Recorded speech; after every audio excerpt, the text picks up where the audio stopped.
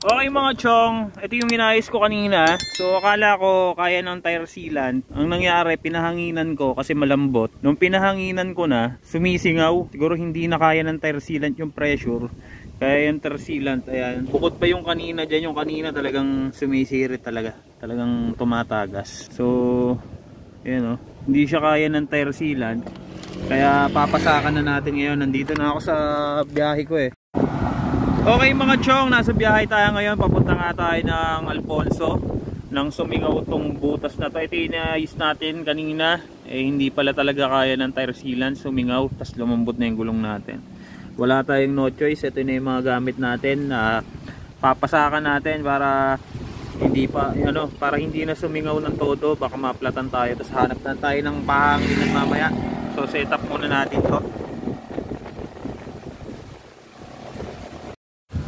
Okay mga chong, wala akong tripod dito. Ayan, tatawag pa yung cellphone. Ayan na, tatawag na. Boom. Ayan, wala kasi akong dalang tripod at nasa biyahe na nga tayo. Dito na lang muna siguro. So, ito yung gamit natin. Una natin gagawin syempre, tutusukin natin yung para lumuwag yung butas. Lalagyan natin ng ito, rubber solution para dumulas yung ipapasak natin.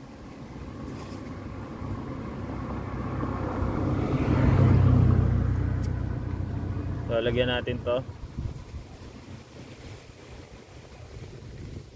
Padulas yan, padulas. Ayan, natulog.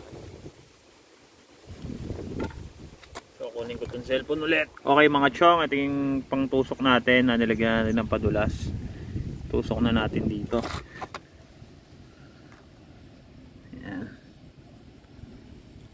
Yun, ikot-ikot lang natin mga chong. Sobrang laki pala talaga ng butas. Oh. Ayan. Focus natin.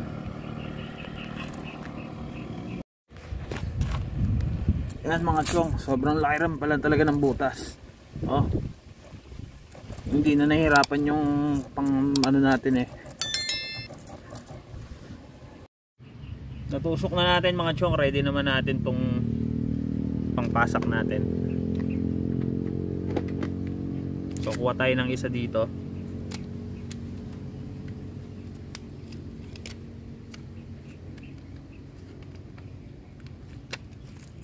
Ito mga chong. Tapos pesto natin dito syempre.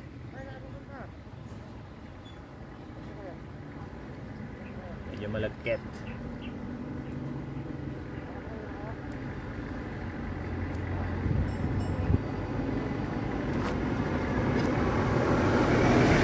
Kaya mga chong, make sure na nasa gitna ito.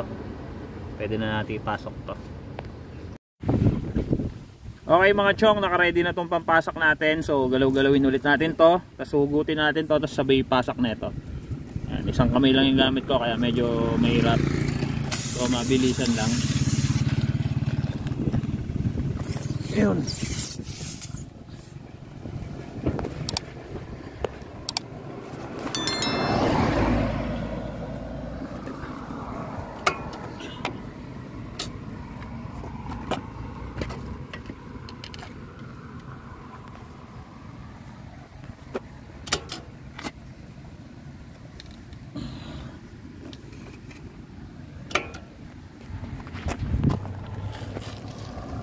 Okay mga chong, i-bound lang natin.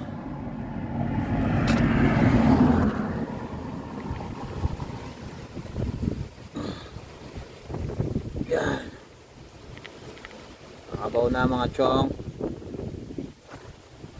Yung, ganun lang. Yan, may pasok na siya. So, siguro naman hindi nasisingaw yan. Yan, napasakan na natin. Okay mga chong, napasakan na natin. Tapos meron siyang pasobrang konti dito. Ayan, oh. So wala tayong pang putol dito. Kaya hayaan na muna natin. Balik na tayo sa biyahe natin mga chong. So ganun lang gumamit ng tire repair kit. Okay mga chong, biyahe na ulit tayo.